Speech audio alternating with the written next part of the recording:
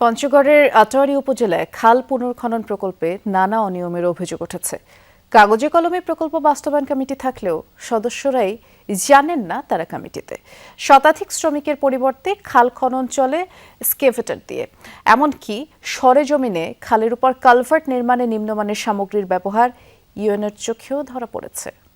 Rainbow অ্যাক্রোপ্লাস্টে acrylic এমালশন থাকায় মুছে ফেলা যায় যে কোনো দাগ সহজেই। Rainbow Paints. নির্বাচনী প্রতিশ্রুতির আওতায় দেশজুড়ে খাল খনন কর্মসূচির উদ্বোধন করেন প্রধানমন্ত্রী তারেক রহমান। ইজিপিপি কর্মসূচির আওতায় পঞ্চগড়ের আটোয়ারী উপজেলায়ও শুরু হয় খাল পুনর্খনন। বরাদ্দ 52 লাখ টাকা। বাস্তবায়নের জন্য গঠন করা হয় 7 সদস্যের কমিটি। 43 দিনের প্রকল্পে কাজ করার কথা 119 জন শ্রমিকের। অথচ কমিটির অনেক সদস্যের অভিযোগ তারা জানেনই না কমিটিতে আছে তাদের নাম। চেয়ারম্যান সাহেব আমার সাথে কোনোদিন এই ব্যাপারে বসে নাই, যে মেম্বার সাহেবের দেখেন বসেন, এটা এই বরাদ্দ, এটা এটা সেই। শোনা মুখে শুনতেছি যে আমি বলে সদস্য সচিব এই প্রোগ্রামের এই কর্মসূচি। আমাকে না জানিয়ে খাল খননের কমিটিতে রেখেছে। আমি শুনেছি কাজ করার কথা ছিল শ্রমিক দিয়ে, কিন্তু শ্রমিক না দিয়ে ভ্যাকুম মেশিন দিয়ে খাল খনন করে। আমাদের এলাকায় খাল খনন কর্মসূচিতে আমাকে না জানিয়ে সদস্য করা হয়েছে। এখানেই শেষ নয়। স্থানীয়দের অভিযোগ, স্ক্যাভেটর দিয়ে খনন করা হয়েছে পুরো খাল। এখনও শ্রমিকরা পাননি পূর্ণ মজুরি। খননকৃত মাটি তুলে রাখা হয়েছে খালের দুপাশে আবাদি জমির উপর। এতে বিঘ্নিত হচ্ছে চাষাবাদ। এছাড়া খালের ওপর নির্মাণাধীন কালভার্টেও নিম্নমানের সামগ্রী ব্যবহারের অভিযোগ রয়েছে। একদিন কাজ হয়েছে মজুরি দিয়ে, তারপরে দেখলাম ওই যে মাটি ঘুরা একটা উৎকল, ওইটা নিয়ে আসে কাজ করে চলে গেল। 119 জন শ্রমিক এখানে নিয়োগপ্রাপ্ত হয়েছে।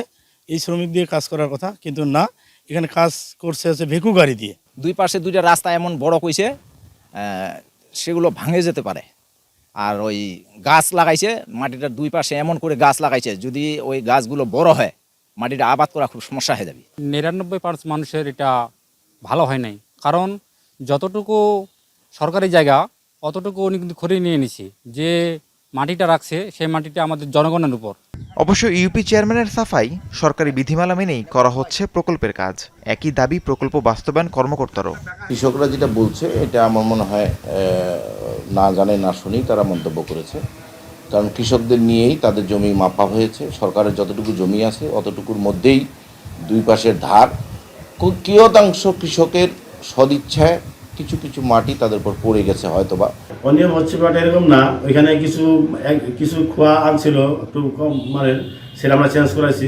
চেঞ্জ করে আমরা পরে ভালো খোয়া নিয়ে কাজ করছি, এবং আমাদের লোক সার্বক্ষণিক থেকে ওইখানে কাজ দেখাশোনা করে আমাদের। সরজমিনে কালভার্ট নির্মাণে নিম্নমানের সামগ্রী ব্যবহারের বিষয়টি চোখে পড়ে ইউএনওরও। তদন্ত কমিটি গঠন করা হয় উপজেলা প্রশাসনের পক্ষ থেকে।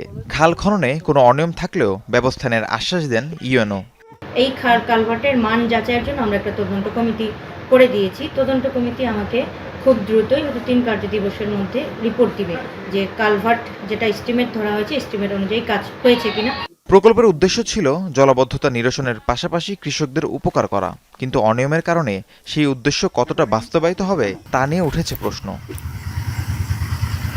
রাহিম সারোয়ার, যমুনা নিউজ।